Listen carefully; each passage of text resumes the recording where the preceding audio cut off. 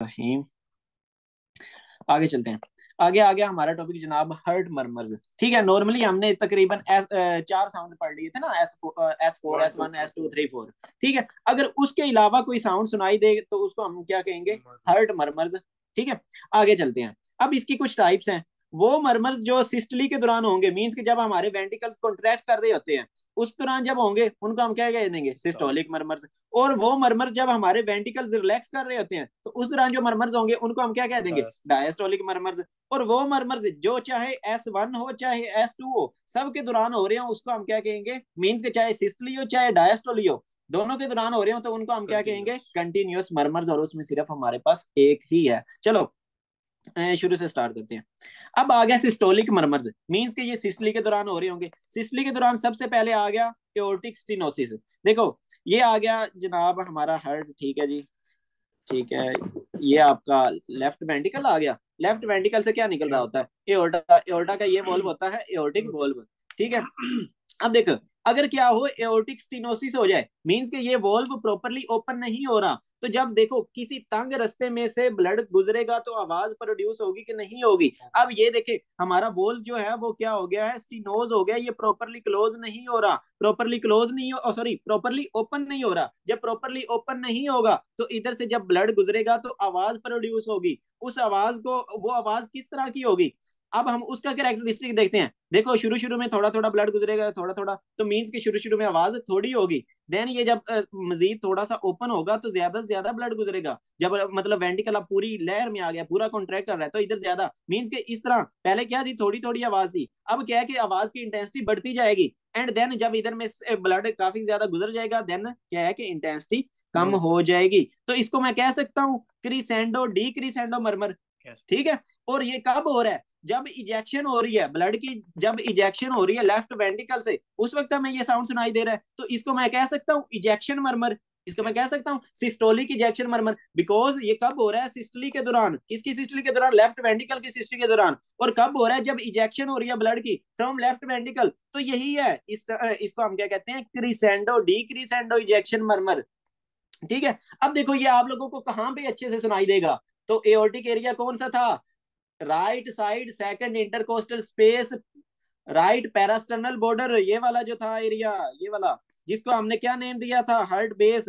तो इधर जब आप बंदे की स्टेथ रखोगे तो आपको एक मरमर सुनाई देगा, crescendo D crescendo type. Okay हो गया, डन हो गया। तो इसको सेकंड नेम क्या दिया था? Heart base. इसको हमने क्या कहा था? हार्ट की क्या है? बेस। तो वही उसने लिखा हुआ है कि ये आपको लाउडेस्ट कहाँ पे मिलेगा? हार्ट की बेस पे मिलेगा। देन और जो चीज आपने याद रखनी है वो ये कि देखें, हमारे हार्ट में से एओर्टा निकल रहा था, आपको पता है, इस तरह करके एओर्टा निकल रहा था। एओर्टा से आगे क्या निकल रही थी? कैरोटिड आर्टरीज निकल रही थी। वो जाके आगे सप्लाई करेंगी हमारी हेड, नेक एंड ब्रेन, सारी चीजों को। तो वो जो ये जो मरमर है ना, ये इधर रेडिएट करेगा। जाहिर सी बात है, इधर से ब्लड गुजर रहा है तो वो कहाँ पे? इधर रेडिएट करेगा टुवर्ड्स द कैरोटिड्स। तो ये आपने मस्ट याद रखना है, ये इसका डिफरेंशिएटिंग फीचर है कि जो एओर्टिक वाला एओर्टिक स्टीनोसिस का मरमर होगा वो कहाँ पे दूसरा करेगा? Radiate towards the carotids. Carotid means कि ये जो आपकी कैरोटिड आर्टरीज होती हैं, आप उस बंदे की क्या है कि नेक की साइड पे हाथ रखोगे तो आप अभी भी रख के ना पालपेट कर सकते हो अपनी कैरोटिड आर्टरीज, तो वो उधर रेडिएट करेगा मरमर। तो यही है कि ये कहाँ पे रेडिएट करता है? Radiates towards the carotids. Then और इस मरमर की क्या खासियत है? और ये कि आपको इस बंदे में S2 क्या मिलेगा? सॉफ्ट मिलेगा। S2 क्यों सॉफ्ट मिलेगा? S2 आपको कब मिल रहा था? S2 से आपने क्या, आप, मींस कि जब एओर्टिक वॉल्व क्लोज हो रहा था तो इसमें देखिए एओर्टिक वॉल्व भी तो बड़ा सुकून सुकून से क्लोज होगा ना, क्योंकि वो स्टिनोज्ड हुआ पड़ा है, तो आपको प्रॉपर इतना वो अच्छा साउंड नहीं मिलेगा। तो यही आपको S2 क्या मिलेगा? सॉफ्ट मिल जाएगा। देन और इजेक्शन क्लिक मिलेगी। What is ejection click? Ejection click means कि जब इधर से ब्लड इजेक्ट करेगा ना, जब इधर से फॉर एग्जांपल ब्लड इजेक्ट करेगा अचानक से, तो आपको एक क्लिक वाला साउंड सुनाई देगा। उसको हमने क्या नेम दे दिया? Ejection click. तो ये इजेक्शन क्लिक आपको मोस्टली जो मिलेगी वो मिलेगी बाइकस्पिड। जिस बंदे में बाइकस्पिड एओर्टिक वॉल्व होगा ना उसमें। अब बाइकस्पिड एओर्टिक वॉल्व क्या होता है? नॉर्मली हमें पता है कि हमारा जो एओर्टा होता है उसके कितने होते हैं? 3 कस्प होते हैं। लेकिन ये जो बाइकस्पिड एओर्टिक वाल्व वाला बंदा होगा उसके कितने कस्प होंगे? 2। मींस के इस तरह करके जनाब उसके 2 कस्प होंगे। ओके हो गया। तो उसमें आपको क्या मिल सकती है? इजेक्शन क्लिक मिल सकती है। देन और ये अब देखो आपने बंदे की क्या है कि नेक पे हाथ रखा, कैरोटिड आर्टरीज को आप क्या कर रहे हो, पालपेट अपनी फिंगर से पालपेट कर रहे हो, तो वो आपको क्या मिलेंगी, वीक मिलेंगी, वीक मिलेंगी एंड डिलेड मिलेंगी। जाहिर सी बात है। देखो फॉर एग्जांपल ये था हमारा क्या कहते हैं एओर्टा, आपको पता है एओर्टा से आगे ब्रांचेस निकल रही होती हैं, ये जनाब कहाँ पे जा रही होती हैं, कैरोटिड आर्टरीज बन रही होती हैं। तो देखो इधर से कौन कौन से ब्लड जा रहा है, तो जाहिर सी बात है कैरोटिड आर्टरी से भी तो आहिस्ता आहिस्ता से ब्लड गुजरेगा ना। तो आपको क्या मिलेगी, डिलेड वीक पल्सेस मिलेंगी ना, पल्सेस क्या मिलेंगी, वीक। नॉर्मली नॉर्मल बंदे में आपको सही स्ट्रॉन्ग पल्सेस मिलती हैं जब आप इधर हाथ रखते हो, तो उसमें क्या है कि आहिस्ता से ब्लड आ रहा है क्योंकि आगे एओर्टिक स्टेनोसिस हुई पड़ी है, तो उसमें वीक पल्सेस मिलेंगी विद डिलेड पीक। मींस कि जब इधर से काफी ज्यादा ब्लड गुजरेगा ना, तो फिर आपको थोड़ी सी एक पल्स क्या मिलेगी, पीक्ड मिलेगी। तो उसको आपने क्या कह दिया, weak pulses with delayed peak. तो इसका आपको जो वो टर्म यूज करेगा, पल्वस पार्वस एत तारदस, ठीक है। तो ये इस तरह की टर्म वो यूज कर सकता है। इसका ये मतलब है कि weak pulses with delayed peak मिल जाएगी कहाँ पे, कैरोटिड आर्टरीज में।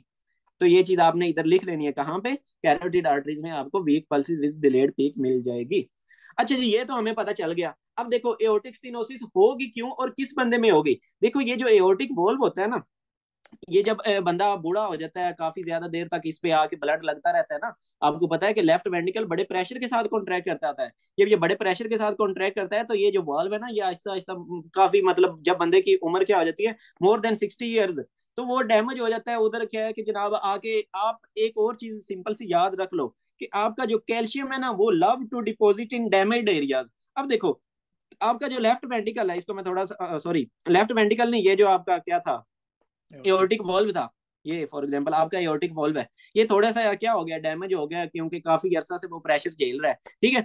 तो अब इधर क्या है कि कैल्शियम आके डैमेज हो गया, तो इधर आके कैल्शियम डिपॉजिट होना शुरू हो जाएगा, कैल्शियम डिपॉजिट होना शुरू हो जाएगा। और आपको पता है कि जो एरिया बॉडी का डैमेज करता होता है, उधर फाइबर्स आके डिपॉजिट होना शुरू हो जाते हैं। बॉडी इसी तरह हीलिंग करती है ना। तो इस तरह क्या है कि because of fibrosis and calcium deposition, तो ये वाला जो आपके लीफलेट्स होंगे वो क्या हो जाएंगे, स्टिनोज्ड हो जाएंगे। इनको हम कहते हैं कैल्सिफिकेशन, इसको हम क्या कहते हैं, कैल्सिफिकेशन ऑफ एओर्टिक वॉल्व, ठीक है। और अगर आपको मैं स्पेसिफिकली कहूं तो इसको हम कहते हैं डिस्ट्रोफिक कैल्सिफिकेशन। कैल्सिफिकेशन की दो टाइप्स होती हैं, एक मेटास्टेटिक कैल्सिफिकेशन, एक दूसरा डिस्ट्रोफिक कैल्सिफिकेशन। मेटास्टेटिक कैल्सिफिकेशन का मतलब है कि आपकी बॉडी में ना, फॉर एग्जांपल ये आपकी बॉडी है, इसमें कैल्शियम काफी ज्यादा बढ़ा हुआ है, जब वो काफी ज्यादा बढ़ा हुआ है तो वो जगह जगह जाके डिपोजिट हो रहा है, तो उसको हम कहेंगे मेटास्टेटिक कैल्सिफिकेशन। जबकि इधर जो हो रही है, अगर क्या हो कि कोई एरिया डैमेज हो और नॉर्मल कैल्शियम लेवल हो, कैल्शियम लेवल नॉर्मल हो, ठीक है, लाजमी नहीं कि इंक्रीज हो, चाहे नॉर्मल कैल्शियम लेवल हो और किसी डैमेज एरिया में जाके कैल्शियम डिपॉजिट हो जाए, तो उसको हम क्या कहते हैं, डिस्ट्रोफिक कैल्सिफिकेशन। तो ये अगर आपने एमएलई करना है तो आपको लिख सकते हो कि इसमें क्या होगी, कौन सी कैल्सिफिकेशन होगी, डिस्ट्रोफिक कैल्सिफिकेशन होगी। ठीक हो गया जी।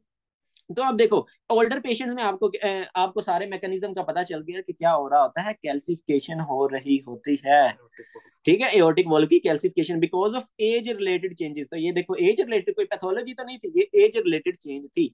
देन और अब देखो अगर आपके पास यंग पेशेंट आया है, तो यंग पेशेंट में भी क्या हो सकती है, एओर्टिक वॉल्व की कैल्सिफिकेशन। लेकिन कौन से यंग पेशेंट में, जिसमें जो आपका वॉल्व है एओर्टिक वॉल्व वो बाइकस्पिड होगा। मैंने आपको बताया नॉर्मली कौन सा होता है, ट्राइकस्पिड। तो जो बाइकस्पिड एओर्टिक वॉल्व होता है, इसमें कैल्सिफिकेशन के चांसेस बढ़ जाते होते हैं। तो यही आपने याद रख लेना है कि अगर बूढ़ा बंदा है तो इट मीन्स कि उसमें क्या है कि जनाब एज रिलेटेड है। जबकि अगर आपके पास यंग बंदा आया है और साथ में आपको इजेक्शन क्लिक भी मिल रही है, तो आपने सिंपल सा याद रख लेना है कि उसमें बाइकस्पिड एओर्टिक वॉल्व है, देन कैल्सिफिकेशन हो गया और एओर्टिक स्टीनोसिस हो गई है। मरमर आपको पता है क्रिसेंडो डी क्रिसेंडो, ये देखो बढ़ रहा है एंड देन कम हो रहा है, तो क्रिसेंडो डी क्रिसेंडो मरमर सिस्टोलिक मरमर मिल जाएगा। ओके हो गया। अब देखो और जो चीज आपने इसमें याद रखनी है, वो आपको हिस्ट्री में इस तरह सीधी सीधी बातें नहीं बताएगा। वो कहेगा मेरे पास बंदा आया है वो बेहोश हो रहा है, मतलब कभी कभी क्या होता है बेहोश हो जाता है, इस तरह अचानक से बेहोश होने को हम टर्म यूज करते होते हैं सिंकपी, ठीक है। तो वो इस तरह की देगा, देन कहेगा कि उस बंदे को एंजाइना है, एंजाइना मीन्स कि चेस्ट पेन है, ठीक है। चेस्ट पेन क्यों हो रही है इस बंदे में, देखो आपको पता है कि ये जो एओर्टा निकल रहा था, इसी से ही तो हमारी जो कोरोनरी आर्टरीज थी जिन्होंने जाके हार्ट को सप्लाई करना था, ठीक है, ये भी तो निकल रही थी ना। तो अब देखो कम ब्लड जा रहा है, अब देखो क्या जा रहा है, कम ब्लड जा रहा है हमारी ये कोरोनरी आर्टरीज में, तो हमारे हार्ट को भी तो कम ब्लड मिलेगा। तो जब आपको पता है हार्ट को कम ब्लड मिलता है तो वो बेचारा रोता है जिसको मैंने इस तरह याद है, तो वो रोता है तो आपको क्या होती है, पेन होती है। तो आपने क्या कह देना जनाब बंदे को क्या हो रहा है, एंजाइना हो रहा है, मैकेनिज्म आपको पता चल गया। देन थर्ड चीज क्या हो सकती है, देखो आपका हार्ट प्रॉपरली इधर से कार्डियक आउटपुट कम होगी ना, जाहिर सी बात है, एओर्टा नहीं तो आगे सारी बॉडी को जाके सप्लाई करना है। जब एओर्टा ने आगे सारी बॉडी को जाके सप्लाई करना है, फॉर एग्जाम्पल मैं कहता हूँ जनाब कि ऑक्सीजन जो है वो जाहिर सी बात है, अब आपका हार्ट की आउटपुट, कार्डियक आउटपुट कम हुई पड़ी है, तो आपके जो सेल्स हैं, टिश्यूज हैं, उनको ऑक्सीजन कम मिलेगी ना। तो जब कम मिलेगी तो बंदा जल्दी जल्दी सांस लेने की कोशिश करेगा ताकि वो ज्यादा से ज्यादा क्या करे, ऑक्सीजन कंजम्पशन कर सके। लेकिन मसला तो उधर ऑक्सीजन का नहीं, लंग्स में तो मसला ऑक्सीजन का नहीं बना हुआ, मसला तो इधर बना हुआ है ना हमारे हार्ट में। तो वो उस बंदे में क्या होगा, डिजनिया होगा, मीन्स के शॉर्टनेस ऑफ ब्रेथ होगी। मैकेनिज्म आपको पता चल गया, क्योंकि ऑक्सीजन प्रॉपरली नहीं पहुंच रही कार्डियक और सारे हमारे दूसरा बॉडी के टिश्यूज को, क्योंकि इधर से ब्लड फ्लो ही कम हुआ पड़ा है, एओर्टिक स्टेनोसिस हुई पड़ी है। अब आप लोगों ने ये तो पूछा नहीं कि सिंकपी क्यों हो रही है। देखो एओर्टा से ही तो आगे कैरोटिड आर्टरीज निकल रही है, जिन्होंने जाकर ब्लड सप्लाई करना था ब्रेन को। तो ब्रेन को जिंदा रहने के लिए भी तो ऑक्सीजन चाहिए, ब्लड चाहिए, ये सारी चीजें चाहिए। तो आप बेचारे ब्रेन को भी तो कम ऑक्सीजन मिलेगी, कम न्यूट्रिएंट्स मिलेंगे, कम ग्लूकोज मिलेगा, तो बंदा क्या हो जाता है, उसमें बेहोश हो जाता है। इस तरह नॉर्मली वो तकरीबन ठीक रहेगा, लेकिन जब फॉर एग्जांपल वो एक्सरसाइज करेगा, तो आपको पता है जब बंदा एक्सरसाइज करता है तो ऑक्सीजन की, ग्लूकोज की, हर चीज की डिमांड बढ़ जाती होती है। तो वो आपको कहेगा, इसी वजह से उसने लिखा हुआ है dyspnea angina and sorry syncope angina dyspnea on exertion, means कि जब कोई वो हैवी काम करेगा तो उसको ये वाली प्रॉब्लम्स हो सकती हैं। तो तीन चीजें आपको पता चल गई। आपको वो कहेगा कि बंदा मतलब अक्सर बेहोश हो जाता है, दूसरी चीज मिल गई कि उसको चेस्ट पेन का वो हिस्ट्री दे सकता है, तीसरी चीज मिल गई कि आपको शॉर्टनेस ऑफ ब्रेथ की हिस्ट्री दे सकता है। मेरे साथ इस तरह बंदा आया, देन मैंने उसकी ये वाला चीज चेक की, तो आपकी इस डायग्नोसिस तकरीबन कंफर्म हो गया कि ये वाला मरमर मिला। तो कौन सा डायग्नोसिस आपका कंफर्म हो गया, एओर्टिक स्टेनोसिस का। तो अब ये देखो, इस बंदे में लेफ्ट वेंट्रिकल में प्रेशर ज्यादा होगा सिस्टली के दौरान, या एओर्टा में प्रेशर ज्यादा होगा सिस्टली के दौरान? लेफ्ट वेंट्रिकल में। गुड, क्योंकि आगे ब्लड प्रॉपरली जा ही नहीं रहा, तो एओर्टा में ब्लड कम जा रहा है, तो जाहिर सी बात है ड्यूरिंग सिस्टली लेफ्ट वेंट्रिकल में प्रेशर ज्यादा होगा, जबकि एओर्टा में प्रेशर काफी कम होगा। कितना कम? फॉर एग्जांपल मैं कहता हूं कि हमारा जो लेफ्ट वेंट्रिकल है उधर प्रेशर है 160, ठीक है, जबकि आपका एओर्टा है उधर प्रेशर क्या होगा, 110 होता। 110 होगा। नॉर्मली क्या होता है सिस्टली के दौरान इन दोनों का प्रेशर 120 होता है। नॉर्मली क्या होता है, नॉर्मल बंदे में एओर्टा का और किसका, लेफ्ट वेंट्रिकल का प्रेशर इक्वलाइज हो जाता है, 120 हो जाता है। लेकिन इस बंदे में आपको क्या है कि लेफ्ट वेंट्रिकल का प्रेशर मोर देन मिलेगा, किससे, एओर्टिक प्रेशर से ड्यूरिंग सिस्टली। तो ये आपने अपनी बुक पे राइट लिख लेना है एज अ एग्जांपल कि आपको कहाँ पे लेफ्ट वेंट्रिकल में कितना मिल रहा है, 160, जबकि एओर्टा में कितना मिल रहा है, 110 मिल रहा है। तो ये था हमारा जनाब एओर्टिक स्टेनोसिस का टॉपिक। डन है।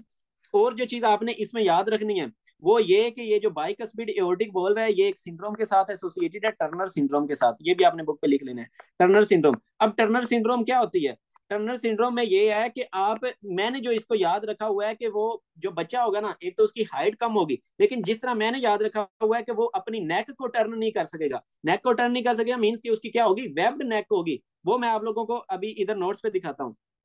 किस तरह का बच्चा होगा आपके पास टर्नर सिंड्रोम वाला, ये देखें इस तरह का। ये आप देख सकते हो कि इसकी नेक क्या है, वेब्ड नेक है, तो ये उसको क्या है कि टर्न नहीं कर सकेगा। देखो ये इतनी सारी, तो मैंने जो याद रखा हुआ है, क्योंकि ये इसके लिए टिपिकल है फॉर टर्नर सिंड्रोम, ठीक है। तो उसकी इस तरह की नेक होगी, शॉर्ट हाइट होगी, देन ये निपल्स के दरमियान में भी काफी ज्यादा डिस्टेंस होता है। तो ये काफी सारी चीजें होती है, वो हमने रिप्रोडक्टिव में। फिलहाल जस्ट ये याद रख लो कि Turner syndrome is associated with aortic stenosis, ठीक है। वेब्ड नेक तो होगी ना उस बंदे में। कार्डियोलॉजी में क्या प्रॉब्लम होगी, तो वो कौन सी आ गई, एओर्टिक स्टेनोसिस। और एओर्टिक स्टेनोसिस क्यों हो रही थी, बिकॉज इन बंदों में मोस्टली कौन सा एओर्टिक वॉल्व कौन सा होता है, बाइकस्पिड एओर्टिक वॉल्व होता है। तो यही हमने देख लिया, ये जो एक्स्ट्रा चीज थी, मतलब ये पता नहीं मैंने कहां से उठाया था। देन आगे आ गया mitral and tricuspid regurgitation.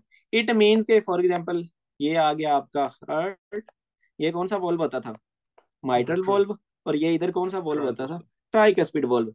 Regurgitation का मतलब है कि ये क्या हो रहे हैं, क्लोज नहीं हो रहे, ये प्रॉपरली क्लोज नहीं हो रहे। तो ये क्लोज कब होते थे, जब हमारा वेंटिकल कॉन्ट्रैक्ट होता था, तो ये अगले वॉल्व ओपन होने होते थे ना, इन्होंने तो क्लोज होना हो जाना होता था। लेकिन क्या है कि ये सिस्टली के दौरान भी क्लोज नहीं होंगे। जब क्लोज नहीं होंगे तो क्या होगा, ब्लड बैक फ्लो करेगा। इधर कहाँ पे आ जाएगा, लेफ्ट एट्रियम में, और इधर कहाँ पे आ जाएगा जनाब, राइट एट्रियम में। तो देखो पूरी सिस्टोल के दौरान इधर से ब्लड फ्लो करेगा ना, तो आपको मरमर जो मिलेगा वो होलो सिस्टोलिक मरमर मिलेगा। कौन सा? होलो सिस्टोलिक। तो मींस कि उसकी इंटेंसिटी क्या रहेगी? सेम रहेगी। वो वाला जो मरमर मिल रहा था वो ऊपर जा रहा था, देन नीचे आ रहा था, क्रिसेंडो डिक्रिसेंडो। इन दोनों में जो आपको मरमर मिल रहा है वो कौन सा मिल रहा है? होलो सिस्टोलिक। मींस कि उसकी इंटेंसिटी क्या रह रही है? सेम रह रही है। और ये काफी हाई पिच्ड मरमर होता है, ब्लोइंग मरमर। मीन्स के ये जब तंग रास्ते से गुजर रहा है तो आपको ब्लोइंग साउंड आएगा, जिस तरह एक ट्यूब में से हवा को ब्लो नहीं करते तो जो साउंड आता है, तो ये ब्लोइंग मरमर होगा। ठीक है। अब देखो, आप लोगों ने तो सोच रहे होंगे कि ये जो माइट्रल एंड ट्राइकस्पिड वाला रिगर्गिटेशन वाला मरमर है, ये तो सेम ही है, मींस के होलोसिस्टोलिक। तो हम इसको डिफरेंशिएट कैसे करेंगे? तो आपने डिफरेंशिएट कैसे करना है, देखो, ये जो माइट्रल रिगर्गिटेशन वाला मरमर होगा, ये एक तो आपको लाउडेस्ट मिलेगा एपेक्स वाले एरिया में, मींस के माइट्रल एरिया में, ये वाला जो एरिया था, ये वाला एरिया, इधर आपको ये लाउडेस्ट मिलेगा। देन और जो चीज आपने याद रखनी है, ये दूसरा रेडिएट करेगा टुवर्ड्स एक्सिला। ये आपका आर्म होता है ना, तो ये वाला जो एरिया होता है इसको हम क्या कहते हैं? Axillary area. ठीक है। तो ये रेडिएट कहाँ पे करेगा? Towards axilla. और ये मस्ट आपने याद रखना है कि माइट्रल रिगर्गिटेशन का मरमर कहाँ पे रेडिएट कर रहा है? Towards axilla. क्योंकि इसी तरह तो हमने इसको डिफरेंशिएट करना है। और ये आप सुन कहाँ पे सकते हो? एपेक्स एरिया में, वो fifth intercostal space mid clavicular line. Then जो ट्राइकस्पिड रिगर्गिटेशन वाला कहाँ पे मिलेगा? जाहिर सी बात है ट्राइकस्पिड एरिया में। ट्राइकस्पिड एरिया कौन सा था? Left parasternal border. ठीक है। लेफ्ट लोअर पैरास्टर्नल बॉर्डर, ये वाला जो, ये वाला area, left lower parasternal border.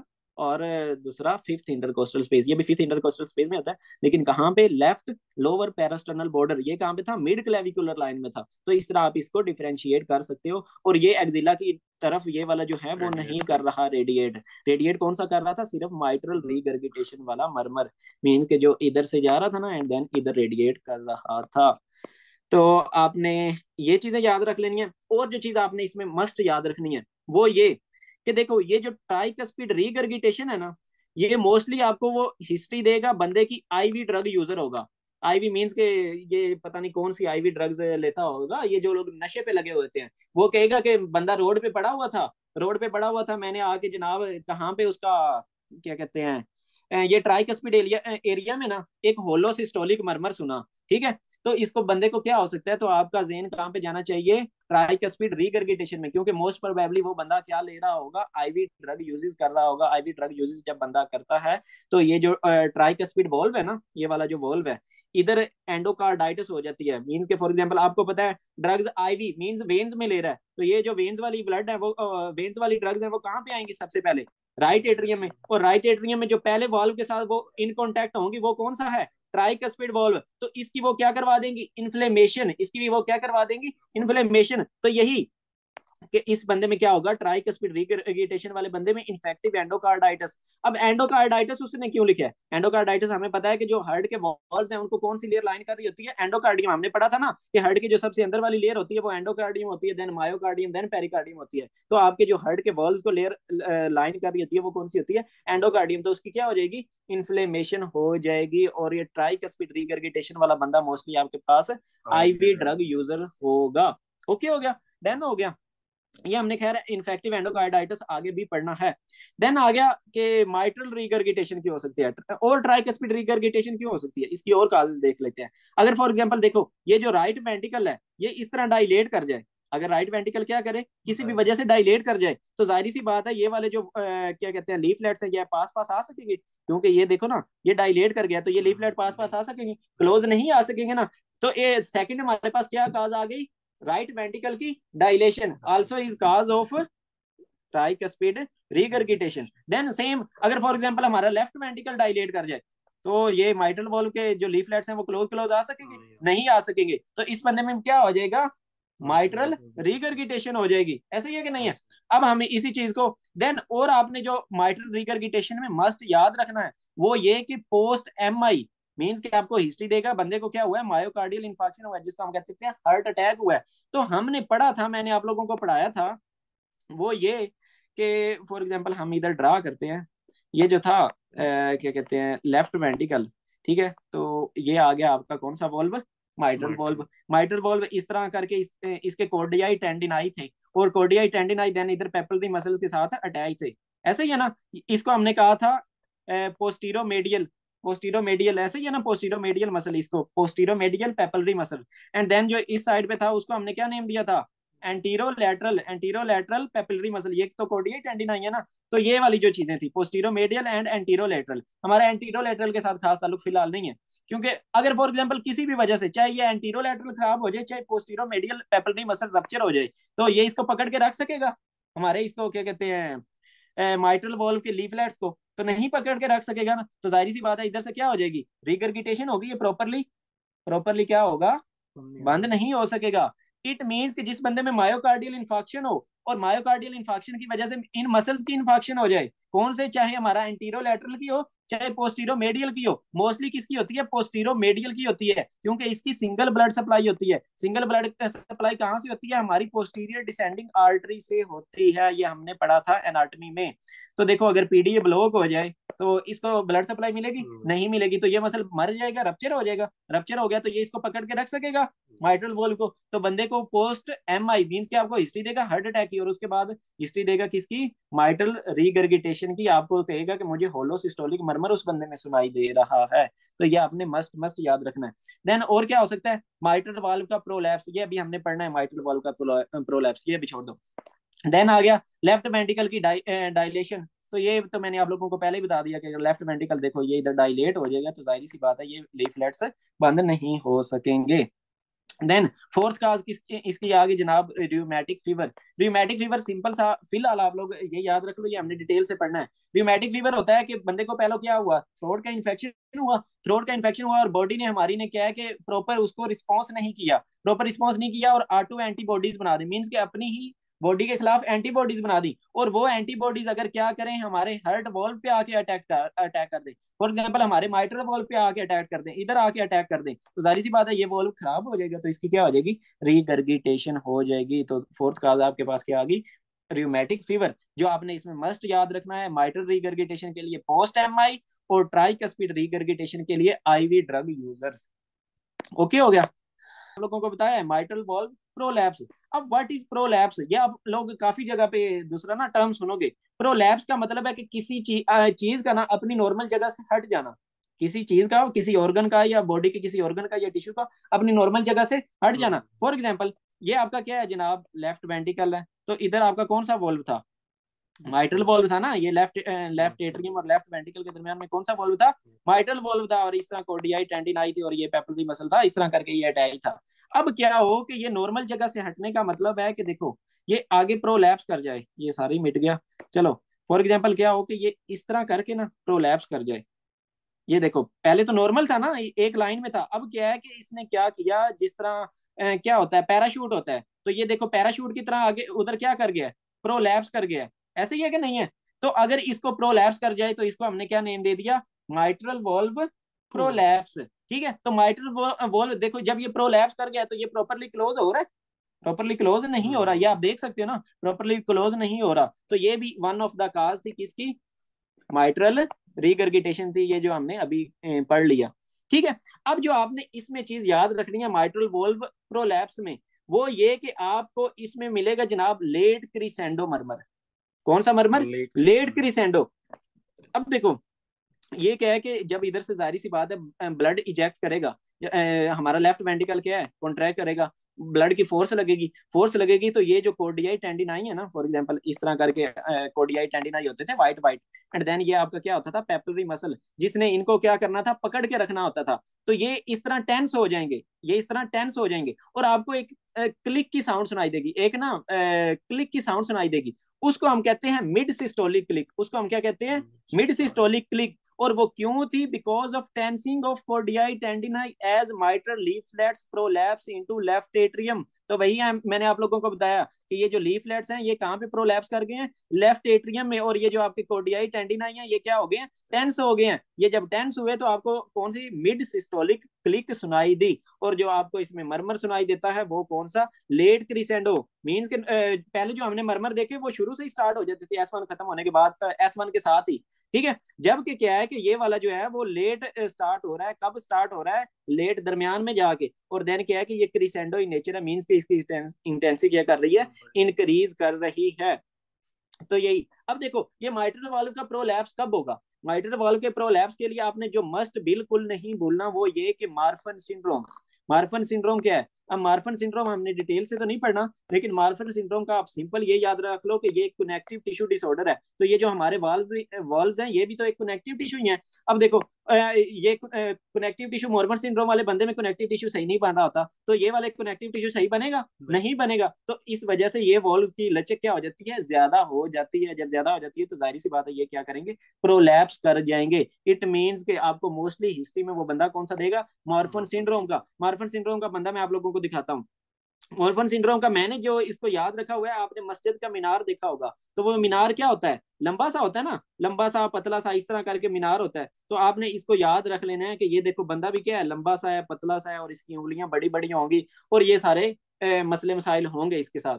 ठीक है, तो ये क्या है कि कनेक्टिव टिश्यू डिसऑर्डर है। आपने याद कैसे करना है? मस्जिद के मीनार से लंबे से बंदे होंगे और इस तरह की हिस्ट्री देगा, और इस बंदे में आपको क्या मिल जाएगा? माइट्रल वॉल्व का प्रोलैप्स का मोस्ट कॉमन मतलब मोस्टली आपको मार्फन सिंड्रोम की हिस्ट्री देगा। ओके हो गया? डन हो गया? अब आगे चलते हैं। अब इसी को हम थोड़ा सा ना पढ़ लेते हैं। और क्या हो सकता है माइट्रल वॉल्व का प्रोलैप्स? और क्यों हो सकता है? अगर वो देखो हमारे जो लीफलेट्स हैं वो प्रॉपर ना बने, उसको हम कहते हैं मिक्सोमेटस डीजनरेशन। मीन के हमारा वॉल जो है ना वो प्रॉपरली बने ही ना, हमारा बॉल प्रॉपरली बने ना, या वो क्या है कि उसकी डीजनरेशन हो जाए, वो खराब हो जाए, तो उसका हम क्या कहते हैं? मिक्सोमेटस डीजनरेशन। मैकेनिकल इंटेग्रिटी उसकी खराब हो जाए, स्ट्रक्चर ही उसका खराब हो जाए, वो जो इस तरह प्रॉपर बना हुआ था ना, ये सारे पेपलरी मसल से देन कॉर्डिएट टेंडिनाई और ये कस्प वगैरह होते थे, अगर वो प्रॉपरली बने ही ना तो उसको हम क्या कहते हैं? मिक्सोमेटस डीजनरेशन। एक प्राइमरी हो सकती है, मीन्स कि अगर इसमें कोई प्राइमरी प्रॉब्लम और ये खराब हो जाए। सेकेंडरी क्यों? Secondary to connective tissue disease, तो वही कनेक्टिव टिश्यू डिजीज कौन सी? Marfan syndrome. ओके हो गया? ओके। देन आगे चलते हैं। आगे ये किसकी वजह से हो सकता है? रूमेटिक फीवर की वजह से, वो मैंने आप लोगों को बता दिया, इसको जस्ट रट्टा ही लगाना है। और अगर देखो कोर्डियाई टेंडिनाई रैप्चर हो जाए, ये वाले जो थे इधर, ये जो व्हाइट व्हाइट होते थे, अगर यही रैप्चर हो जाए तो जाहिर सी बात है वो इसको पकड़ के रख सकेंगे नहीं, तो ये ऊपर कहाँ पे कर जाएगा? लेफ्ट एट्रियम में प्रोलैप्स कर जाएगा ना। ऐसे ही है कि नहीं है? तो ये सारी चीजें आ गई किस चीज के लिए? माइट्रल वॉल्व प्रोलैप्स की काजेज में आ गई। और आपने इसमें क्या जनाब, यूजुअली बिनाइन होता है बट कैन फ्री। बिनाइन का मतलब है कि इससे ऐसा सच ज्यादा प्रॉब्लम नहीं होता, लेकिन इसमें एक चीज का रिस्क बढ़ जाता है, और ये एमसीक्यूज है। वो किस चीज का रिस्क बढ़ जाता है? इन्फेक्टिव एंडोकार्डाइटिस का।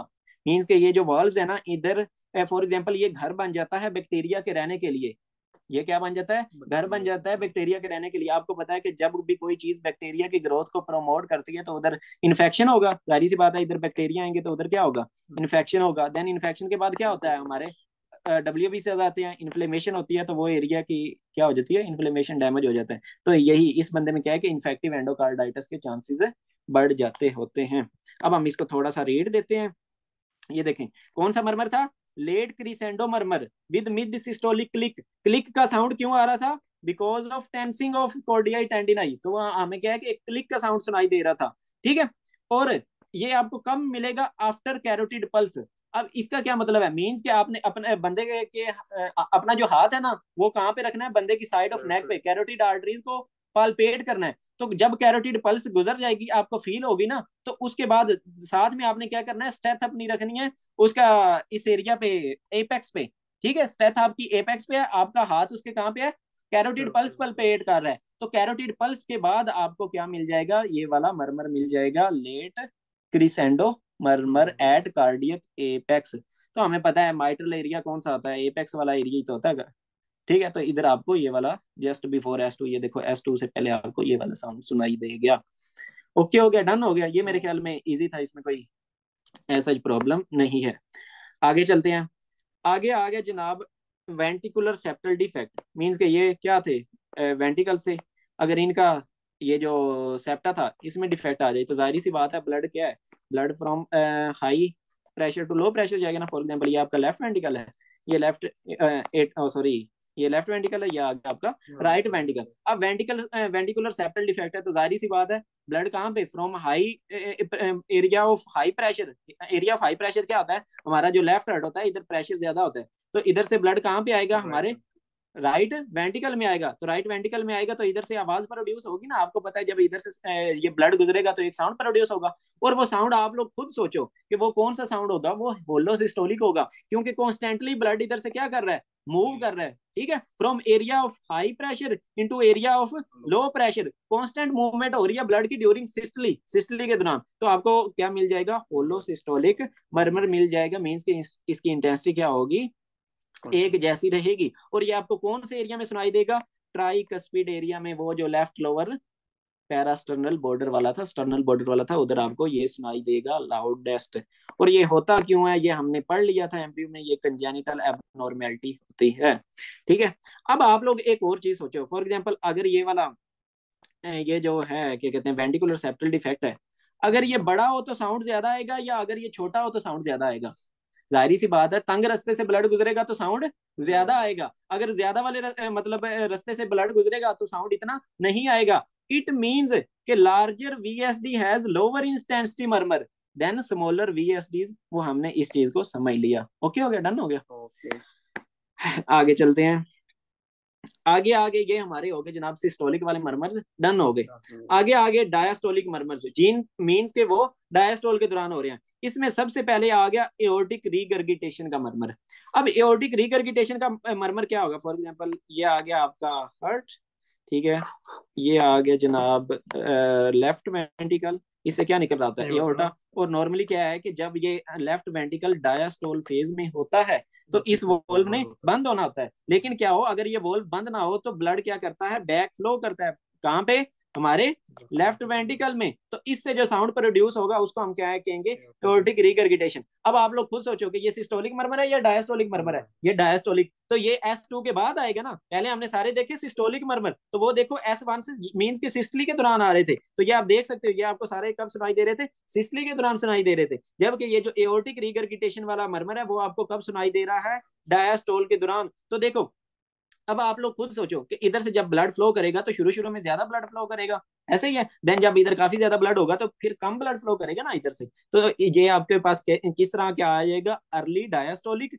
डिक्रीसेंडो, मींस कि इसकी इंटेंसिटी क्या होगी, आहिस्ता आहिस्ता कम होती जाएगी। और ये भी ब्लोइंग मरमर, मींस कि जिस तरह आप ट्यूब में से क्या गुजारो, हवा गुजारो, तो वो वाला साउंड आएगा। और ये आपको कहाँ पे सुनाई देगा, ये आपको जनाब हार्ट बेस पे सुनाई देगा, वो जो हमने कहा था second intercostal space, right side second intercostal space पे सुनाई देगा। अब देखो इसकी काजेज क्या हो सकती हैं, काजेज आपने इसका रट्टा लगाना है। वो काजेज हैं जनाब इसकी बियर, बी से बाइकस्पिड एओर्टिक वाल्व, ई से एंडोकार्डाइटिस मींस कि एंडोकार्डियम की इन्फ्लेमेशन हो जाए, ए से aortic root dilation. Aortic root dilation का मतलब है, इसको हम कह देते हैं एओर्टिक रूट, इसको हम क्या कह देते हैं, एओर्टिक रूट, मींस कि जहां से एओर्टा निकल रहा होता है। अगर देखो ये डायलेट हो गया तो जाहिर सी बात है ये लीफलेट दूर दूर हो जाएंगे ना, तो एओर्टिक रूट की डायलेशन। तो ये मोस्टली कब आपके पास हो रही होती है, ये भी मार्फन सिंड्रोम वाले बंदे में एओर्टिक रूट की डायलेशन हो रही होती है, ठीक है। लेकिन मार्फन सिंड्रोम आपने इधर मस्ट याद रखना है, इधर उतना कॉमन नहीं है जितना इधर माइट्रल बगल प्रोलैप्स में कॉमन है। देन फोर्थ काज इसकी आ गई जनाब रियूमेटिक फीवर। अब और चीजें जो आपने इसमें याद रखनी है वो ये, आपको ना इसमें काफी तरह वो घुमाएगा और ये इंपॉर्टेंट है।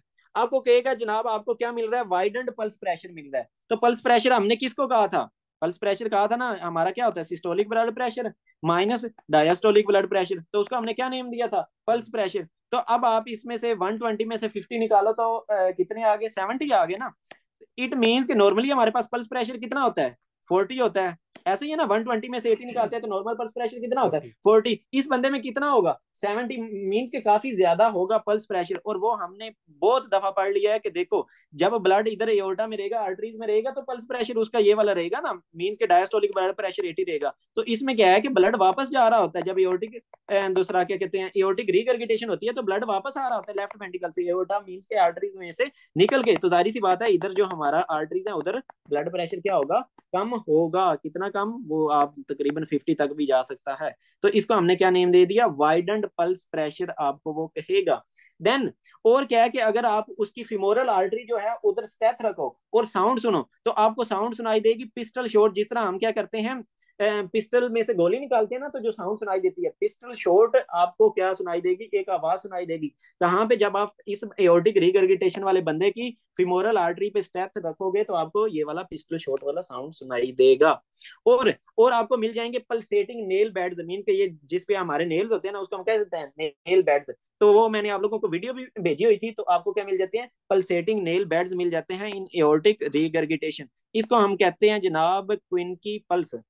अगर देखो ये वाली कंडीशन बहुत ज्यादा स्वेयर हो जाए ना, एओर्टिक रिगर्गिटेशन वाली, तो बंदा आपके पास आएगा हर्ट बॉबिंग के साथ। मींस के वो अपनी हर्ट का आगे पीछे लेके जा रहा होगा, जिस तरह वो हाफज करते हैं ना, आगे पीछे हो जाते हैं। तो ये बंदा क्या है कि हेड बॉबिंग के साथ आएगा। मींस के उसका हेड आगे पीछे जा रहा होगा, वो अपने हेड को एक जगह पे नहीं रख सक रहा होगा, तो हेड बॉबिंग होगी उस बंदे में। एओर्टिक रिगर्गिटेशन वाले में अगर स्वेयर हो जाए, ये क्रॉनिक कंडीशन हो जाए, देन क्या है कि हाइपर डायनामिक पल्स, मींस के पल्स अचानक से बहुत ज्यादा देन कम। ठीक है, हाइपर डायनामिक पल्स के लिए जनाब, और ये जो था ना हेड बॉबिंग, इसके लिए वो कहीं पे टर्म यूज करेगा डी मूसेट साइन। कौन सा? De Musset sign. ठीक है, तो इसको भी आपने अपनी बुक पे लिख लेना है। Then hyper dynamic pulse means के पल्स का क्या है कि अचानक से बहुत ज्यादा, देन बहुत कम। मींस के देखो जब इधर से ब्लड निकलेगा हमारे एओर्टा से, तो हमें जो पल्स फील होगी वो काफी ज्यादा फील होगी। देन आपको पता है ब्लड वापस आ जाता है, तो पल्स क्या हो जाएगी? काफी कम हो जाएगी, काफी कम। तो इसको हम कहते हैं जनाब हाइपर डायनामिक पल्स। ठीक है, देन और कुछ आपने इसके बारे में टर्म यूज करनी है। वो कहीं पे नेम यूज करेगा कोलैप्सिंग पल्स। कोलैप्सिंग पल्स, ये देखो ना, एक दफा बहुत ज्यादा हो रही है, देन कम हो रही है, तो इसको हम कह सकते हैं कोलैप्सिंग पल्स। तो क्वेश्चन में आपको वो कोलैप्सिंग पल्स का भी कह सकता है। देन और वो कह सकता है जनाब water hammer pulse. Water hammer pulse भी यही होती है, वो प्रॉपर इसका एग्जामिनेशन है, लेकिन उसमें भी यही याद रख लो कि क्या है कि अचानक से बहुत ज्यादा हो रही होती है और देन बहुत कम हो रही होती है। इसको हम कहते हैं वाटर हैमर पल्स। ठीक है, और ये सारी चीजें आपको क्वेश्चन में आ सकती हैं अबाउट एओर्टिक रिगर्गिटेशन। ओके, हो गया, डन हो गया। इसमें जो आपने मस्ट चीजें, ये पल्स वाला आपने मस्ट याद रखनी है चीज। ठीक है, और पल्स वाले ही मोस्टली इसमें से एमसीक्यूज आता है। पल्स का वो आपको हिस्ट्री देता है, देन आपने मरमर याद रख लेना है, और ये एओर्टिक रिगर्गिटेशन हो गई हमारी डन। देन आगे लास्ट मोस्ट इंपॉर्टेंट अगर मैं कहूँ इनमें से, तो वो आगे जनाब माइट्रल स्टिनोसिस का। माइट्रल स्टिनोसिस का क्या मतलब है? मींस के हमारा जो माइट्रल वॉल्व है वो प्रॉपरली ओपन नहीं हो रहा। तो ये इधर होता है ना माइट्रल वॉल्व, लेफ्ट एट्रियम और लेफ्ट वेंटिकल के दरमियान, तो ये क्या है? प्रॉपरली ओपन नहीं हो रहा। तो इसको हम क्या कहेंगे? Mitral stenosis. तो देखो जब ये प्रॉपरली ओपन नहीं हो रहा, तो इधर से ब्लड प्रॉपरली उस लिहाज से आ सकेगा? नहीं आ सकेगा ना। तो देन देखो एक और चीज, इधर से जब ब्लड आएगा तो तंग रास्ते से ब्लड गुजरेगा, तो आवाज प्रोड्यूस होगी। ऐसे ही है ना, आवाज प्रोड्यूस होगी। तो कैसी आवाज प्रोड्यूस होगी जनाब? आपको इस तरह करके लेट रंबलिंग साउंड सुनाई देगा। देन एक और चीज जो आपने मस्ट अपने जेन में घोल के डाल लेनी है, वो ये कि आपको ओपनिंग स्नैप सुनाई देगी। मीन्स के पहले क्या था? फॉर एग्जाम्पल मैं कहता हूँ, इधर ये वॉल्व पहले नॉर्मली इस क्लोज कंडीशन में था। देन क्या है कि जब इस पे आके ब्लड लगेगा ना, जब ब्लड लगेगा तो ये अचानक से ना ओपन होगा। जब ये अचानक से टेंस होगा, ओपन होगा, तो आपको एक ओपनिंग साउंड सुनाई देगा। उसको हम कहते हैं ओपनिंग स्नैप। जब अचानक से ये ओपन हुआ, टेंसिंग हुई इसके लीफलेट्स की, तो आपको एक साउंड सुनाई दिया। उसको हमने क्या नेम दे दिया? Opening snap. And opening snap is really really important for mitral stenosis. ये मस्ट आपने याद रखना है। ओपनिंग स्नैप के बाद जाहिर सी बात है, इधर से ब्लड फ्लो करेगा, इधर से ब्लड फ्लो करेगा, तो आपको ये इस तरह का मरमर सुनाई देगा, जिसको हम कहते हैं जनाब rumbling mid to late murmur, delayed rumbling mid to late murmur. Means के जब ये ओपन हुई, देन ये है कि आपको एक मरमर सुनाई दे दिया, जिसको हमने नेम दे दिया रंबलिंग मरमर। और ये किसको फॉलो कर रहा था? ओपनिंग स्नैप को। पहले ओपनिंग स्नैप एंड देन अब देखो ओपनिंग स्नैप क्यों हुई? Because of abrupt heart in leaflet motion. Normally क्या होना था? ये लीफलेट्स ने प्रॉपरली क्लोज हो जाना था, सॉरी ओपन हो जाना था ना, लेकिन इसमें क्या है कि प्रॉपरली ओपन नहीं हो रहे, ये क्या है कि अपनी कंडीशन में टेंस हो जाएंगे। तो उसको उसने क्या नेम दे दिया? Abrupt heart in leaflet motion in diastole after rapid opening. ठीक है, रैपिडली ओपन हुए, देन अब्रप्ट हार्ट हुआ, तो उसको उसने नेम दे दिया जनाब ओपनिंग स्नैप। ठीक है, देन और चीज और तो मैं आप लोगों को बता रहा था, वो ये कि देखो अब इधर से लेफ्ट एट्रियम से प्रॉपरली ब्लड लेफ्ट वेंटिकल में नहीं आ रहा, तो लेफ्ट ब्लड कहाँ पे पुल करेगा? लेफ्ट एट्रियम में। तो इधर ब्लड का प्रेशर क्या हो जाएगा? बढ़ जाएगा। इट मींस कि इस बंदे में लेफ्ट एट्रिया का प्रेशर काफी ज्यादा होगा then left ventricle during diastole. Diastole की दौरान ही तो ब्लड आ रहा होता है ना हमारे लेफ्ट वेंटिकल में, ऐसे ही है कि नहीं है? तो यही आपको लेफ्ट एट्रियम का प्रेशर बहुत ज्यादा मिल जाएगा then left ventricle during diastole. अब देखो और चीजें, लेफ्ट एट्रियम में ब्लड कहां से आ रहा होता है? पल्मोनरी वेन से। कहां से ब्लड आ रहा होता है? पल्मोनरी वेन से। पल्मोनरी वेन कहां से ब्लड लेके आ रही होती है? इधर आपके लंग्स होते हैं, उधर से ब्लड लेके आ रही होती हैं। तो देखो इधर से ब्लड आगे प्रॉपरली नहीं जा रहा, तो ब्लड कहां पे पुल करेगा? आपके लंग्स में, पल्मोनरी वेन्स में, देन पल्मोनरी आर्टरीज में, देन पल्मोनरी कैपिलरीज में। तो पल्मोनरी कैपिलरीज में क्या होगा? प्रेशर बढ़ जाएगा ना। यही एमसीक्यूज है कि क्या होता है कि इस बंदे में पल्मोनरी कैपिलरीज में प्रेशर बढ़ जाता होता है। देन देखो जब पल्मोनरी कैपिलरीज में काफी ज्यादा प्रेशर बढ़ जाएगा तो ये फटना शुरू हो जाएंगी, इनकी रप्चरिंग शुरू हो जाएगी। तो जब रप्चरिंग होगी तो आपको पता है ब्लीडिंग होगी कहाँ पे, आपकी एल्वियोलाई में, ये जो लंग्स की एल्वियोलाई है इधर ब्लीडिंग होगी। जब इधर ब्लीडिंग होगी तो बंदा इसको कफ करेगा, जब बंदे को कफ होगी ये मुंह से, देन उसका क्या आएगा, ब्लड आएगा। इसको हम क्या कहते हैं, hemoptysis, coughing up of hemoptysis. And this is MCQs के इस बंदे में क्या होगी, हिमोप्टेसिस यानी कि कफिंग अप ऑफ ब्लड होगा। देन और ये दो चीजें आ गई। और देखो देखो पल्मोनरी कैपिलरी प्रेशर बढ़ गया और देन इधर क्या है कि फ्लूइड लीक होना शुरू हो गया है। जब फ्लूइड लीक होना शुरू हो जाएगा तो बंदे को क्या हो जाएगा, पल्मोनरी एडिमा हो जाएगा। अब देखो पल्मोनरी एडिमा हो गया तो वो बंदा प्रॉपरली सांस ले सकेगा, नहीं ले सकेगा, क्योंकि अब प्रॉपर गैसियस एक्सचेंज नहीं हो रहा। तो बंदा आपके पास कैसे प्रेजेंट कर सकता है, ब्रेथलेसनेस के साथ। तो बंदा कैसे प्रेजेंट करेगा आपके पास, एमसीक्यूज में आपको वो सिंपल बातें नहीं देगा, वो बंदा कैसे आया, ब्रेथलेसनेस के साथ या के साथ आया। ठीक है, कि इसके पल्मोनरी कैपिलरी प्रेशर के साथ क्या बनेगा, इंक्रीज हो जाएगा। ओके हो गया, डन हो गया। देन और चीजें देख, हमारा फॉर एग्जांपल लेफ्ट एट्रियम जो है वो बड़ा हाइपरट्रोफी हो गया है। तो आपको पता है पास से एक ईसोफेगस भी गुजर रही होती थी, पीछे से इधर से ईसोफेगस, वो हमने एनाटॉमी में पढ़ा था, ये भी तो हो सकता है। देन हमने एक और चीज, इधर से एक और नर्व गुजर रही थी, इंजियल नर्व। तो देन क्या है कि ये देखो अगर तो बंदे को क्या होगी, होर्सनेस ऑफ वॉइस होगी, मींस के इस तरह गला खराब है। तो उस बंदे का कहा था ओटनर सिंड्रोम कहा था ऐसे, voice because of compression of nerve, हमने क्या नेम दिया था, ओटनर सिंड्रोम। ओटनर सिंड्रोम और क्या था, हिमोप्टेसिस, वो हमने देख। देन एक और बारे में मस्ट याद रखनी है, वो देखो लेफ्ट एट्रियम क्या हो गया, इधर ब्लड पूल कर रहा है और ये डाई, सिंपल सा आप कंसेप्ट याद रख लो कि जब भी आपका लेफ्ट एट्रियम डायलेट करे फिब्रिलेशन के चांसेस बढ़ जाएंगे, ये अपने अंदर। ठीक है, फिब्रिलेशन के चांसेस क्या हो जाएंगे, बढ़ जाएंगे। फिब्रिलेशन हम पढ़ेंगे, लेकिन में क्या होता है कि आपका एट्रियम जो है ना, है कॉन्ट्रैक्ट नहीं प्रॉपरली करता। एक होता है प्रॉपरली कॉन्ट्रैक्ट करे, एक होता है कि सिर्फ जस्ट, देखो इसमें क्या है कि जब क्या हुआ, डायलेशन हुई तो इसमें एट्रियल फिब्रिलेशन के चांसेस। देन एक और चीज जो आपने याद रख, इधर फिब्रिल करते हैं तो ये एट्रिया प्रॉपरली कॉन्ट्रैक्ट नहीं, ऐसी सी बात है। और जो चीज आपने याद, इस बंदे में क्या कहते हैं, फिब्रिलेशन होगी ना तो इधर से एम्बोलस बनने के चांसेस बढ़ जाएंगे। बोलस है ये इधर आएगा कहाँ पे, हमारे लेफ्ट वेंटिकल से कहाँ पे जाएगा, एओर्टा में, और एओर्टा से आप आएगा ब्रेन। अगर ये इम्बोलस कहीं के आर्टरी में या कैपिलरी में फंस गया तो आगे वाले टिश्यूज को ब्लड मिल सकेगा नहीं। तो आपको पता है इसको हम क्या कह देते हैं, इस बंदे को फालज पड़, एरिया डैमेज होगा उतना ज्यादा उसका वो एरिया। ठीक है, अगर फॉर एग्जांपल एक साइड रुक गई है, हेमी पैरालिसिस मींस कि एक साइड की पैरालिसिस हो गई है। अगर देखो कोई मेन आर्टरी हो जाए तो बंदे की डेथ भी हो सकती है अचानक। पूरा मैकेनिज्म मस्ट याद रखना है कि क्या हुआ, एट्री जब लेफ्ट एट्रिया डायलेट किया तो फिब्रिलेशन, जब फिब्रिलेशन के चांसेस बढ़े तो उस बंदे में क्या हुआ, एम्बोलिज्म के चांसेस बढ़े। जब एम्बोलिज्म के चांसेस बढ़े तो ब्रेन में अगर रुक गया तो बंदे को क्या हुआ, सडन डेथ। एक साइड क्या है कि उसकी हेमी सकती है, अगर दोनों साइड डैमेज होगी तो जाहिर सी बात है दोनों साइड, ठीक है, इंपॉर्टेंट सा है। और जो में याद रखनी है वो ये, क्या बनेगा इसका काम, रियोमेटिक फीवर।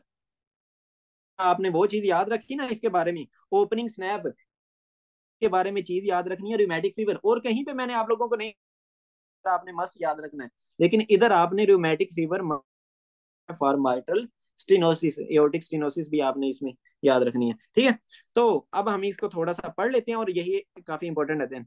फॉलोज ओपनिंग स्नैप, वो हमने देख लिया कि ये ओपनिंग स्नैप हुई एंड देन आपको क्या मिल गया, delayed rumbling, mid to late murmur मिल गया।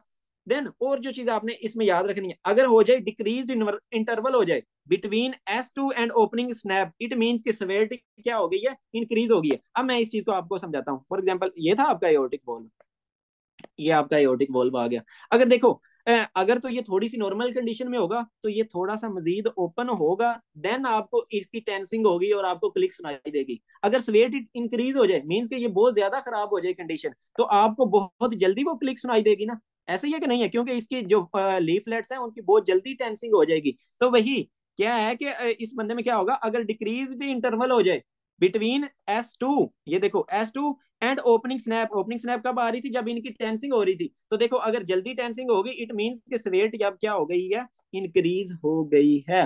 ओके हो गया, तो ये आपने याद रख लेना है। देन ये रूमेटिक फीवर इसका मोस्टली काज होता है। और क्रोनिक, अगर क्रोनिक माइट्रल स्टेनोसिस हो जाए तो वो हम मैंने आप लोगों को बता दिया, लेफ्ट एट्रियल डायलेशन हो सकती है जिसकी वजह से एट्रियल फिब्रिलेशन हो सकती है। देन पल्मोनरी एडिमा हो सकता है, ठीक है। और क्या है कि ऑर्टनर सिंड्रोम हो सकती है, वो जब recurrent laryngeal hoarseness of voice के साथ बंदा प्रेजेंट करेगा, मुंह से खून आ सकता है, कफिंग अप ऑफ ब्लड हो सकती है। एंड देन लास्ट पे क्या हो सकता है कि बंदे का जनाब राइट हार्ट फेलियर। आप लोग कहोगे कि यार बंदे का प्रॉब्लम आ रही है लेफ्ट हार्ट में, ऐसे ही है, तो उसका ये राइट हार्ट क्यों फेल हो रहा है? तो देखो ना यार अल्लाह दे बंदे, इस दोनों का आपस में कनेक्शन है ना। ये आपके आगे जनाब लंग्स, और इधर से ब्लड कहाँ पे जा रहा होता है, राइट वेंटिकल से ब्लड कहाँ पे जा रहा होता है, लंग्स में, और लेफ्ट एट्रियम में इधर ब्लड आ रहा होता है। अब इधर ब्लड पुल कर रहा है, इधर ब्लड पुल करेगा, इधर ब्लड पुल करेगा, एंड देन पीछे जाते जाओ तो आपके कहाँ पे राइट वेंटिकल पे प्रेशर ज्यादा बढ़ गया ना। अब देखो मोटर पे ज्यादा प्रेशर पड़े तो वो जल जाती होती है, तो इसी तरह आपके राइट वेंटिकल पे ज्यादा प्रेशर पड़ गया तो वो क्या हो जाएगा, खराब हो जाएगी, राइट वेंटिकल की क्या हो जाएगी, राइट हार्ट फेलियर हो जाएगा। बाकी ये हमने पढ़ लिया ओपनिंग स्नैप का सारा। तो ये था माइट्रल स्टीनोसिस का, और ये आपने कभी भी नहीं भूलना। देन आ गया जनाब लास्ट, पेटेंट डक्टस आर्टरियोसिस। बिल्कुल सिंपल सा है। ये क्या होगा, कंटिन्यूस मरमर होगा, मींस कि आपको सिस्टली के दौरान भी सुनाई देगा, डायस्टोली के दौरान भी सुनाई देगा। अब इस चीज को मैं आप लोगों को थोड़ा सा समझा देता हूँ कि ये सिस्टली और डायस्टोली के दौरान क्यों सुनाई देगा। ये आ गया हमारा राइट वेंटिकल, ये आ गया जनाब लेफ्ट वेंटिकल। आपको पता है इधर से क्या निकल रही है, पल्मोनरी आर्टरी, पल्मोनरी आर्टरी, ठीक है। इधर से क्या निकल रहा है, एओर्टा निकल रहा है, ठीक है। तो इन दोनों के दरमियान में जब बच्चा होता था तो उसमें कनेक्शन होता था, जिसका हमने कहा क्या था, क्या कहा था, डक्टस आर्टरियोसिस। और उस बच्चे में क्या हो रहा था कि पल्मोनरी आर्टरी से ब्लड कहाँ पे जा रहा होता था, एओर्टा में जा रहा होता था, जो हमने पहले पढ़ लिया है। लेकिन अगर क्या हो कि जब बच्चा पैदा हो जाए तो ये वाला शंट क्या हो जाती थी, रिवर्सल हो जाती थी, और ब्लड एओर्टा से कहाँ पे जाना शुरू हो जाता था, पल्मोनरी आर्टरी में जाना शुरू हो जाता था। क्योंकि जब बच्चा पैदा हो जाता है तो ये अपने जेन में गोल के डाल लो कि लेफ्ट जो साइड होती है आपका, लेफ्ट हर्ट होता है, इधर प्रेशर ज्यादा होता है, जबकि जो आपका राइट हर्ट होता है उधर प्रेशर कम होता है। तो देखो हमेशा कोई भी चीज है वो from high pressure to low pressure जाती है। तो आपको पता है एओर्टा में कितना होता है, 120 आउट 120/80 होता है सिस्टोल और डायस्टोल के दौरान प्रेशर। इट मींस के जबकि ये जो है ना हमारा क्या कहते हैं, ये जो पल्मोनरी आर्टरी है 5 सिस्टोलिक आ गया, जबकि 8 जो है वो आपके पास आ गया जनाब डायस्टोलिक प्रेशर। तो आप देख सकते हो कि प्रेशर कहाँ पे कम है, पल्मोनरी आर्टरी की तरफ कम है, तो ज्यादा से ज्यादा ब्लड कहाँ पे आएगा, आप पल्मोनरी आर्टरी। तो चाहे सिस्टोल हो, देखो सिस्टोल में भी प्रेशर ज्यादा है एओर्टा में, जबकि डायस्टोल है उस वक्त भी प्रेशर ज्यादा है एओर्टा में, तो ज्यादा से ज्यादा ब्लड कहाँ पे जाएगा, ये इधर पल्मोनरी आर्टरी में, कहां से गुजर के, हमारी पेटेंट डक्टस आर्टरियोसिस से गुजर के, ठीक है। इट मींस के कंटिन्यूस फ्लो हो रहा है, चाहे सिस्टली हो रही है चाहे डायस्टली हो रही है, कंटिन्यूस फ्लो हो रहा है। तो आपको मरमर कौन सा मिल गया, कंटिन्यूस मरमर मिल गया।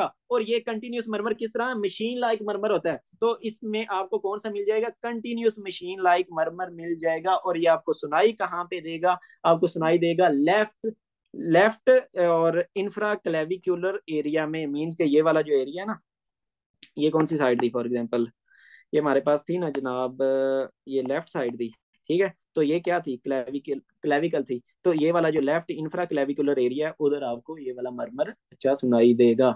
ओके हो गया।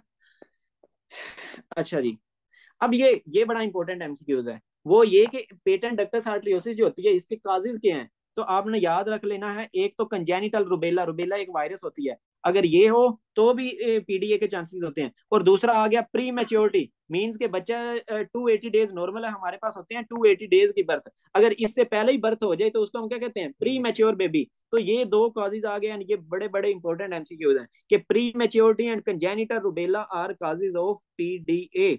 ओके हो गया। और याद रखने की थी वो रुबेला और प्री मैच्योरिटी है, and then continuous machine like murmur है। तो ये अल्हम्दुलिल्लाह फाइनली हमारा हार्ट मरमर्स का टॉपिक हो गया जनाब पूरा।